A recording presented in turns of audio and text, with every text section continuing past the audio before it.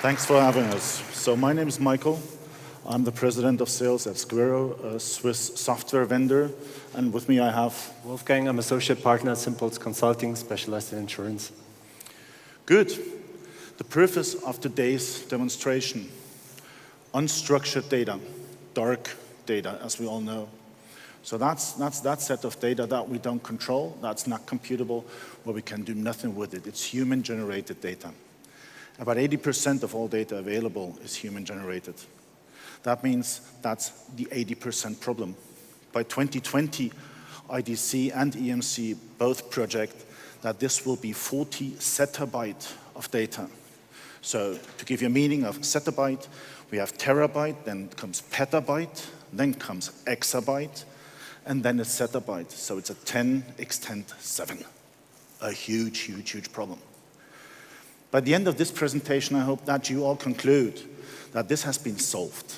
This is no longer a pain. There is a way to deal with it, and I'm going to show you, or we're going to show you, how to deal with that. So let me demo what we do.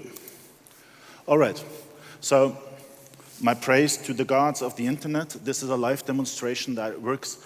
What you see here is to have relevant data. This is Thomson Reuters Knowledge Direct data. So I have that through the internet. This is actual Thomson Reuters data. And what I'm going to do is I'm going to change that into a meaningful, into a computable way.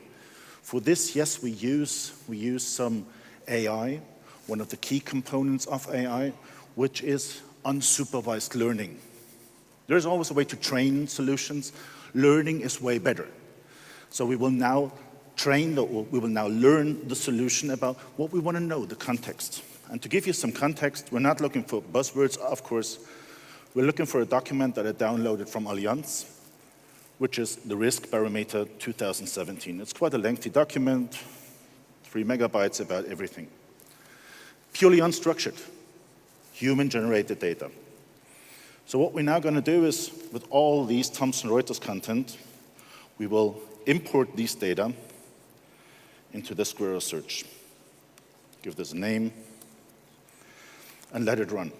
What we now do is we create a fingerprint based on the work of Robertson, Sparks, and Jones, who won the Nobel Prize on this, for language extraction. We're now building a fingerprint to see what is the meaning of this document. Not the keywords, but the meaning of this document. And what you now see has been done live on a MacBook. I need to save this so we see the changes. This is live work on a MacBook. So understood what we have in front of us, and that always differs because, as I said, it's live data. We have 148 results that are relevant to the document we've seen from Allianz. And to make this even better, it's not about we condensed this down to 148, but we fingerprinted this. So this is now computable. We understand what's in the document. And to enable the machine to work with that, we have to enable the machine to compute it. And to do so, we write the metadata to the documents, to those 148 documents, to tell the machine, use it. So at the end of the day, we structure a document and we add the metadata that you see on the right. All of a sudden, it's no longer human-generated and ununderstandable, but all of a sudden, every computer you own knows what to do with it, each and every. Is this a good view? Might be not, so let's switch to something that is more the administrative view. Let's switch to something that would be more usable. So do you want this standalone? No, makes no sense. That has to be embedded into your solutions. And to do so, we use something that we call dashboards. We prepared this one with 2 facets. So you see what we're looking for right now for derived events and topics. So we can further drill down into, because now we have all the content. And what we can also do, again, without training, I haven't trained this before. If you stop by later, we can do that with every other document. If you have the past then you know the trend. The trend about what is in a document. If you know the trend, then you can also start to predict. What is in the future? What will happen? How does it look like? So to show you a more real-life scenario, I will now hand over to Wolfgang, who's going to show you how that works more in relation to insurances. Thanks, Mike. I would like to show you today how Squirro can automate processes based on unstructured data. Taking the example of a treaty submission. I brought you 20 treaty submissions that are very typical in the reinsurance industry. Treaty submissions are typically quite complex documents. I'll show you one. Normally in between 4 to 40 pages. They have treaty wordings, all the structural data needed to determine the treaty conditions later on. So to find the relevant information in these long documents is quite a challenge. Again, Squirro is not an OCR software. Squirro starts after the OCR software has digitalized. OCR swipes over the document, extracts the information, but it's still unstructured. And now comes Squirro and structure it. In order to be able to structure it, what Squirro does is it uses the concept of known entity extraction. So we connected with the policy admin system of a reinsurer, extracting all the information that's relevant in there. Like that, you can extract the cedent name, that means the client name, broker name, currencies, line of business, all the structural elements that you typically would find within that documentation. By using also unsupervised learning, Squirro really understands what's the context of that document. What you see here is now just a result list. Down here, on the lower part, you see the OCR results that are already tagged by Squirro. Now let's say Squirro finds a treaty, or has a treaty, but it's exactly the same one already in the policy admin system. It would be safe to assume, okay, that's renewal business. In case not a similar match has been found in the policy admin system, it would be safe to say, okay, that's new business.